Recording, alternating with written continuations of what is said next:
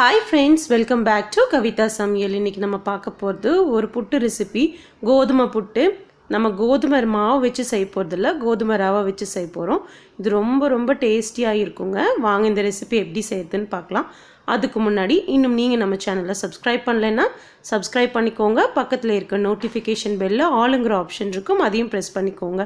அப்பதான் நான் அப்லோட் பண்ற வீடியோஸ் எல்லாம் உங்களுக்கு உடனே நோட்டிஃபிகேஷன்ல வரும்.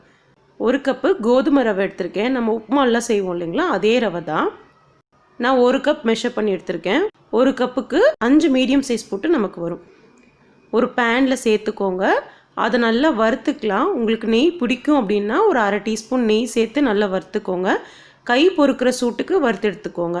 அதை நல்லா ஆறட்டும். இந்த மாதிரி ஆறுனதும் ஒரு பிஞ்ச் உப்பு சேர்த்திக்கோங்க.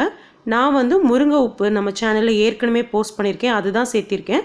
கண்டிப்பாக இதில் முருங்கைக்கீரையோட டேஸ்ட்டு வராது, அதுதான் சேர்த்திருக்கேன். அது ரொம்ப ஹெல்த்தியாக இருக்கும். ஒரு தடவை நல்லா கலந்து விட்டுக்கலாம். தண்ணி வேணும்னாலும் கலந்து இதை பிசைஞ்சிக்கலாம். நான் வந்து தேங்காய் பாலில் தான் புட்டு பிசைவேன். அப்போ தான் புட்டு நல்ல டேஸ்ட்டாகவும் இருக்கும்.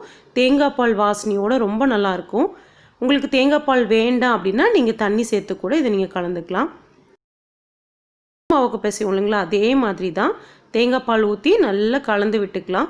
நம்ம இப்போ கையில் பிசையலாம். அப்போ தான் உங்களுக்கு தண்ணி பதம் கரெக்டாக இருக்கான்னு பார்க்க முடியும். இந்த மாதிரி பிடிச்சா உங்களுக்கு கொழுக்கட்டை பதத்தில் வந்ததுன்னா எல்லா மாவுலேயும் தேங்காய் பால் கரெக்டாக சேர்ந்துருக்குன்னு அர்த்தம். உங்களுக்கு பிடிக்க வரல அப்படின்னா மறுபடியும் கொஞ்சம் தண்ணி சேர்த்து நீங்கள் கலந்துக்கணும். ஒரு 10 நிமிஷம் இது ஊறட்டும். இந்த மாதிரி ஊறிடுச்சு, ரொம்ப சாஃப்டாக இருக்குது. இப்போது உங்களுக்கு வேணும் அப்படின்னா இந்த மாதிரி மிக்சியில் ஒரு தடவை அடிச்சுக்கோங்க. அடிச்சிங்கன்னா அந்த ரவை கொஞ்சம் பெருசாக இருக்கும் இல்லையா, இன்னும் கொஞ்சம் பொடியாக நமக்கு கிடைக்கும். நீங்கள் அடிக்காமலும் செய்யலாம்.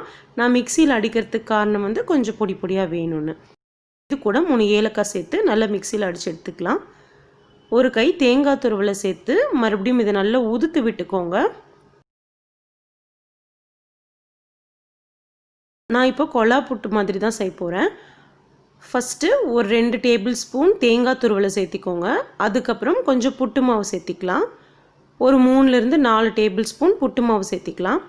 அதுக்கப்புறம் மறுபடியும் ஒரு 2 டேபிள் ஸ்பூன் தேங்காய் துருவல், 4 டேபிள் ஸ்பூன் புட்டு மாவு, ஒரு 2 டேபிள் ஸ்பூன் தேங்காய் துருவல், 4 டேபிள் ஸ்பூன் புட்டு மாவு அப்படின்னு நம்ம ஒரு லேயராக நம்ம போட்டுகிட்டே வரலாம்.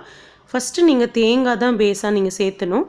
அப்போ தான் ஆவியில் வேகும்போது தேங்காயோட வாசனை ஃபுல்லாக அந்த புட்டில் நல்லாயிருக்கும். நீங்கள் இதை வேக வைக்கும்போது ஒரு 10லேருந்து 15 நிமிஷம் கண்டிப்பாக வேக வைக்கணுங்க. ஏன்னா அப்போ தான் ரவையெல்லாம் சாஃப்டாக வெந்திருக்கும், இல்லைன்னா கொஞ்சம் ட்ரையாக இருக்க மாதிரி இருக்கும். கடைசியிலையும் தேங்காய் சேர்த்து க்ளோஸ் பண்ணிக்கலாம். குக்கரில் இந்த மாதிரி தண்ணி சேர்த்துக்கோங்க. தண்ணி நல்லா கொதிச்சதும் விசிலை எடுத்துடுங்க. விசில் வேண்டாம். இப்போ குக்கரை மூடி வச்சிடலாம். நல்லா ஆவி வந்ததும் நம்ம இந்த புட்டு மேக்கரை உள்ளே வச்சிடலாம். புட்டு நல்லா வெந்துருச்சுன்னா மேலே ஃபுல்லாக நல்லா ஆவி வரும். அப்போ தான் புட்டு நல்லா வெந்துருச்சுன்னு அர்த்தம். நீங்கள் கரெக்ட் 15லேருந்து 20 நிமிஷத்தில் எடுத்துடலாம். இந்த ரெசிபி ரொம்ப டேஸ்ட்டாக இருக்குங்க. புட்டு ரெசிபி பிடிச்ச உங்கள் ஃப்ரெண்ட்ஸ் அண்ட் ஃபேமிலிஸ்க்கு இந்த ரெசிபியை கண்டிப்பாக ஷேர் பண்ணுங்கள். ரொம்ப டிஃப்ரெண்ட்டான டேஸ்ட்டாக இருக்கும். சுண்டல் குழம்பு, தேங்காய், அதுக்கப்புறம் கரும்பு சர்க்கரையெல்லாம் வச்சு சாப்பிட்டிங்கன்னா இது ரொம்ப அட்டகாசமாக இருக்கும். இந்த ரெசிபி உங்களுக்கு பிடிச்சிருக்கும்னு நினைக்கிறேன். தேங்க்யூ.